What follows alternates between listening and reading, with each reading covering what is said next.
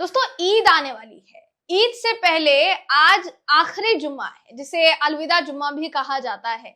जुम्मे की नमाज जो है वो अदा की जाती है, मस्जिदों में अदा की जाती है। ज्यादा संख्या होने पर परमिशन के जरिए जो है, तादाद अगर ज्यादा हो जाती है तो उसके लिए भी व्यवस्थाएं की जाती है। अब ये बात तो आपकी जानकारी में होगी कि हमारे देश भर में फिलहाल के लिए ईद को लेकर क्या माहौल है। और देश भर में तो चलिए अलग अलग राज्यों में अलग अलग तरीके की प्रतिक्रियाएं सामने आ रही है, लेकिन उत्तर प्रदेश फिर एक बार विवादों में घिरा हुआ है। दोस्तों हैरानी होगी लेकिन आपको ये जानकर कि इस बार ईद को लेकर पुलिस प्रशासन ने जो कहा उसकी निंदा एनडीए गठबंधन की साथी आरएलडी ने कर दी। पूरा मामला क्या बताऊंगी इस खबर में आपको, आखिर तक इस वीडियो को जरूर देखिएगा। नमस्कार, मेरा नाम है जयंती झा और आप देख रहे हैं दी घंटा। दोस्तों आरएलडी के नेता प्रमुख कह सकते हैं आप, जयंत चौधरी ने पुलिसिया प्रशासन पर, पुलिसिया महकमे पर सवाल उठाए हैं।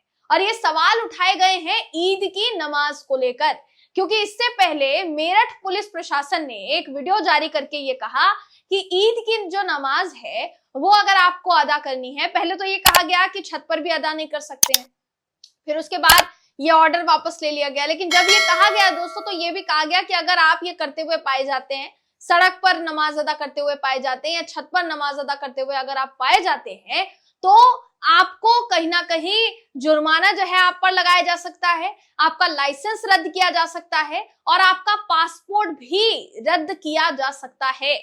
अब ये खबर जैसे ही सामने आई, इसने सबको हिलाकर रख दिया दोस्तों। हर कोई दंग था और सबसे ज्यादा अगर चकित नजर आए तो शायद जयंत चौधरी नजर आए, जो योगी सरकार के साथी, सहयोगी गठबंधन में उनके सहयोगी हैं दोस्तों। पहले तक विरोध किया करते थे, उसके बाद जाकर भारतीय जनता पार्टी के साथ गठबंधन में उन्होंने हाथ थाम लिया। मगर अब ऐसा लग रहा है कि धीरे धीरे करके इनका भी विरोध और अंदर का जो सेक्युलर भाव है वो निकल कर बाहर आ रहा है। अब इन्होंने क्या कहा है विरोध में, सबसे पहले आपको बता देते हैं। आपकी स्क्रीन पर इस समय वो खबर मैं आपको दिखा रही हूँ, जिसके मुताबिक मेरठ में पुलिस प्रशासन ने ईद की नमाज को लेकर सख्त आदेश जारी करते हुए सड़कों पर नमाज पढ़ने पर रोक लगा दी है।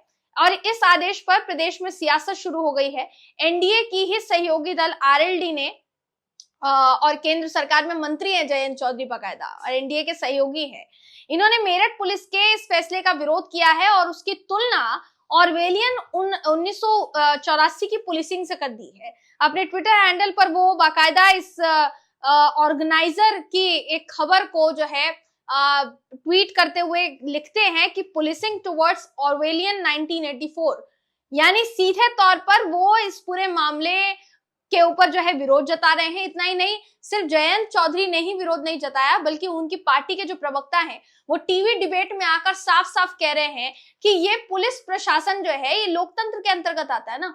लोकतंत्र या संविधान में, संविधान खासकर ये तो नहीं कहता कि आप बिना परमिशन के जो है अगर जरूरत होगी तो आप नमाज अदा नहीं कर सकते हैं। ये जो है सवाल पूछा गया। दूसरी तरफ दोस्तों अभी फिलहाल के लिए मेरठ पुलिस का ये जो फैसला है ये कितना विवादास्पद था, ये इसी बात से समझा जा सकता है कि कहा गया कि फैसला लिया गया और फैसला जो है उसको इम्प्लीमेंट किया गया, और जैसे ही विवाद हो गया, बखेड़ा खड़ा हुआ, फैसले को वापस लेने की सूचना भी सामने आ गई कि अब पुलिस ने फैसला वापस ले लिया है, ये ऑर्डर जो है ये वापस ले लिया है। लेकिन पहले क्यों दिया गया? क्यों छतों पर नमाज अदा करने से मना किया गया था? अब कहा जा रहा है सड़क पर आप नमाज अदा नहीं कर सकते हैं। कुछ जो आलोचक हैं या जो सवाल पूछ रहे हैं उनका ये कहना है कि भाई जब सड़क पर कांवड़ यात्रा निकाली जा सकती है, जब सड़क पर बाकी के जुलूस निकाले जा सकते हैं, तो सड़क पर नमाज अदा क्यों नहीं हो सकती? ये सवाल फिलहाल के लिए किया जा रहा है दोस्तों पुलिस से।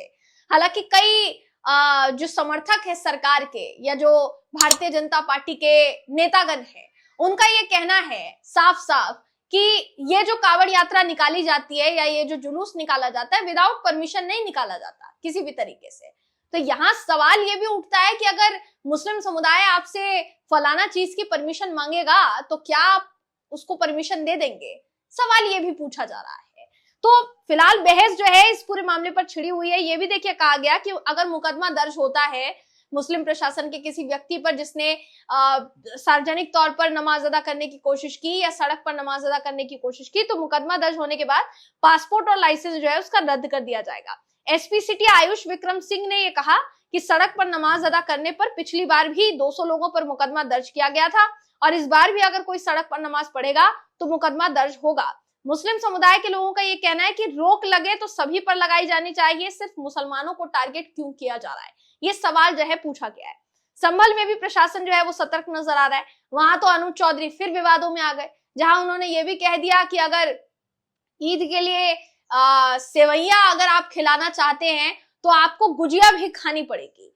यानी वो ये कह रहे हैं कि बाकी के त्योहारों को जिस तरीके से आप मानते हैं उसी तरीके से वही जो परमिशन का खेल है या वही जो कानूनी सख्ती का खेल है वो ईद के साथ भी होगा, ये अनुज चौधरी जो है वो कहते हुए नजर आए। अब एएसपी शीरीष चंद्र जो है वो स्पष्ट करते हुए नजर आते हैं कि कोतवाली संभल क्षेत्र में मस्जिद और ईदगाह के अंदर ही नमाज अदा की जाएगी, सड़कों पर किसी भी हालत में अनुमति नहीं दी जाएगी। परंपरागत रूप से नमाज मस्जिद या ईदगाह के अंदर ही की जाती रही है और नियमों का पालन करना जरूरी है। नियमों के उल्लंघन की स्थिति में कड़ी कार्यवाही की जाएगी, ये भी कहा जा रहा है। दोस्तों, संभल में संवेदनशील माहौल को ध्यान में रखते हुए कहा जा रहा है कि प्रशासन ने ईद नवरात्रि के मद्देनजर पीस कमेटी की बैठक बुलाई है और बैठक में दोनों समुदायों के प्रमुख जो है उनके लोगों को शामिल किया गया है। सवाल ये भी उठता है कि अगर इस पूरे ऑर्डर में कुछ गलत नहीं होता, अगर पुलिस प्रशासन अपना काम सही ढंग से कर रहा होता या उनका काम संविधान के मुताबिक लग रहा होता तो शायद हो सकता था दोस्तों कि अपने ही गठबंधन के साथी सवाल नहीं खड़े करते। जयंत चौधरी यहाँ सवाल खड़े कर रहे हैं और उनके जो प्रवक्ता जा रहे हैं डिबेट में, उनका कहना है कि हमारे देश में शुरू से लेकर अब तक सारे त्योहार हर पक्ष हर धर्म एक साथ मनाता आया है, फिर आप एक त्योहार के साथ इस तरीके का बर्ताव क्यों करते हैं, दूसरे त्योहार के साथ इस तरीके का बर्ताव क्यों करते हैं, तो अलग अलग बर्ताव क्यों है दो समुदायों के लिए, ये सवाल जो है पूछे जा रहे हैं। इस पर जवाब अभी तक निकलकर सामने नहीं आया है। दोस्तों, एक तरफ ईद की नमाज को लेकर जो है बवाल मचा हुआ है तो दूसरी तरफ एक बड़ा ऐलान कर दिया गया। आज जुमे की नमाज है, जब इस समय मैं वीडियो शूट कर रही हूँ दोस्तों, तब उससे कुछ घंटों पहले ही एक ऑर्डर सामने आया हमारे, और वो जो ऑर्डर है वो क्या है मैं आपको बिना देर के बता देती हूँ। और ये जो ऑर्डर है एक तरीके से कहा जाए तो ये वक्फ बोर्ड के निर्णयों से जुड़ा हुआ ऑर्डर है, या ऑर्डर कह लीजिए या अपील कह लीजिए। अपील की गई है all India Muslim personal law board की तरफ से, भारत के सभी मुसलमानों से अपील की गई है कि वे वक्फ विधेयक 2024 के विरोध में जुमातुल विदा पर यानी आज के दिन काली पट्टी बांधे। ये जो अपील है ये की गई है। अब देखने वाली बात होगी कि इसकी तस्वीर निकलकर सामने आती है या फिर नहीं आती है। कुल मिलाकर कहा जाए तो फिलहाल फिर से हिंदू मुस्लिम का ये जो मुद्दा है दोस्तों देश भर में गर्मा गया है। ईद शांति से मनाई जा सके, इस बात की अपील प्रशासन से भी की जा रही है, उम्मीद जो है जनता से भी की जा रही है कि मिल बांटकर अभी तक त्योहार जो है वो अगर मनाए जा रहे थे तो इस बार भी उसी तरीके से त्योहार जो है वो मनाए जाने चाहिए, चाहे वो ईद हो। होली आप देखिए मनाई गई, होली के दिन संभल में तनाव पूर्ण माहौल है, इस बात की आशंका जताई जा रही थी, कहा जा रहा था कि कुछ भी हो सकता है, प्रशासन अलर्ट मोड में है, लेकिन जनता ने समझदारी दिखाई और कुछ भी ऐसा नहीं हुआ जिस बात के होने की संभावना जताई जा रही थी। यही उम्मीद जताई जा रही है ईद पर भी, क्योंकि दिल्ली से लेकर उत्तर प्रदेश तक हंगामा मचा हुआ है दोस्तों। जहां एक तरफ यूपी में सड़क पर नमाज अदा करने को लेकर हंगामा मचा हुआ है, तो वहीं दूसरी तरफ दिल्ली में नवरात्रि के समय मीट और जितनी भी नॉनवेज की दुकानें हैं उनको बंद करने का फरमान भारतीय जनता पार्टी के विधायकों द्वारा तरह तरह के मौके पर जो है वो बताया जा रहा है। यानी नवरात्र से पहले भी जो है एक तरीके से कहा जा सकता है ये बखेड़ा खड़ा करने की कोशिश की जा रही है। अब आप इस बखेड़े के खड़े करने के पीछे किसको कारण मानते हैं और किसको नहीं, ये हमें कमेंट करके आप जरूर बताइएगा। अगली वीडियो में आपसे फिर मुलाकात होगी, तब तक के लिए नमस्कार।